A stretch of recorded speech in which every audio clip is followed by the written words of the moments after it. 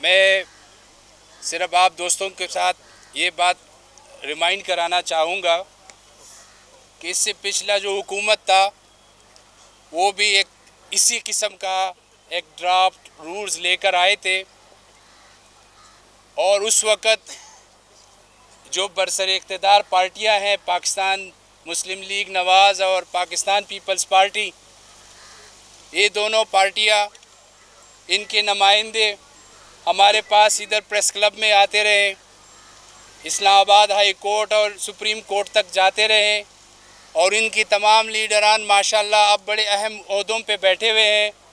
कोई पंजाब में बैठे हैं, कोई फेडरल गवर्नमेंट में बैठे हुए हैं और ये लोग हमें दर्स देते थे आज़ादी, सहाफ़त, जमहूरियत और ह्यूमन राइट्स के।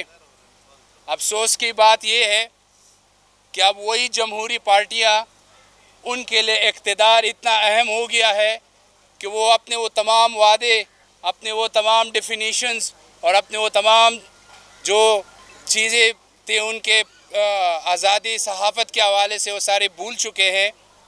हमें इस बात का कोई वो नहीं है कि आप रेगुलेशन लेकर आए। हम भी चाहते हैं कि जर्नलिज़म विद रिस्पॉन्सिबिलिटी होना चाहिए, कंटेंट की क्रेडिबिलिटी होना चाहिए, लेकिन आपने स्टेक होल्डर्स को इन्वॉल्व नहीं किया और आपने सोलो फ्लाइट लेके आपने वो किया और उसको लॉ भी जिस तरीके से बनाया कि 2 दिनों के अंदर अंदर आपने दोनों पार्लियामेंट से उसको अप्रूव कराया और उम्मीद यही की जाती थी कि प्रेसिडेंट साहब इसको साइन नहीं करेंगे। बहुत सारे ऐसे एक्ट्स थे, बहुत सारे ऐसे बिल्स थे 2022 और 23 के जो उस वक़्त के सदर ने साइन नहीं किए थे, अब इस मौजूदा सदर ने उसको साइन कर दिए थे। तो इससे ये साबित होता है कि पाकिस्तान पीपल्स पार्टी भी इस वक्त के जो लोग हैं उनके साथ मिली हुई है। अब वो भी उस तरह के काम, अगर उस वक्त का प्रेसिडेंट उन एक्ट को डिले कर सकता था तो ये प्रेसिडेंट भी इसको कर सकता था, लेकिन उन्होंने नहीं किया। लेकिन शायद ये दोनों हुकूमतें ये भूल रहे हैं कि PFUJ की एक तारीख़ है और वो हमेशा जमहूरियत और प्रेस फ्रीडम के लिए उन्होंने कोशिश की है और हमेशा इस तरह के डिक्टेटर्स और सिविल मार्शल लॉ एडमिनिस्ट्रेटर और इस तरह के जो इस्टेब्लिशमेंट है उसके उन सारे हथकंडों के ख़िलाफ़ खड़ी हुई है।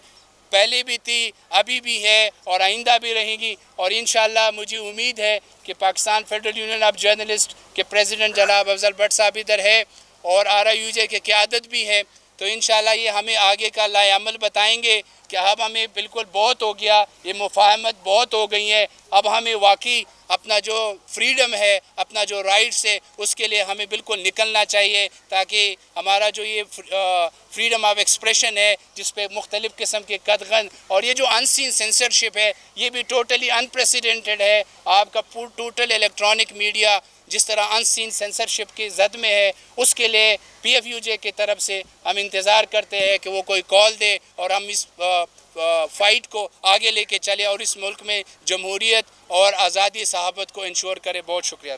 PFUJ के साथ आप लोगों के शाना बशाना खड़ी है। हम समझते हैं कि किसी की मुशावरत के बगैर, जिनके लिए आप कानून साजी कर रहे हैं, उनकी मुशावरत के बगैर आप कैसे कोई कानून पास कर सकते हैं। तो ये जो पीका कानून पास किया गया है, हम इसकी भरपूर मजम्मत करते हैं। अर्थ फाउंडेशन, इसकी साथी तंजीमें तमाम सहाफ़ी बरादरियों के साथ खड़ी हैं, सहाफ़ी तंजीमों के साथ खड़ी हैं। हम ये समझते हैं कि किसी जिनके लिए कानून बनाया जाता है उनकी मुशावरत के बगैर अगर आप बनाएंगे तो फिर आप ये कानून नाकाम होंगे।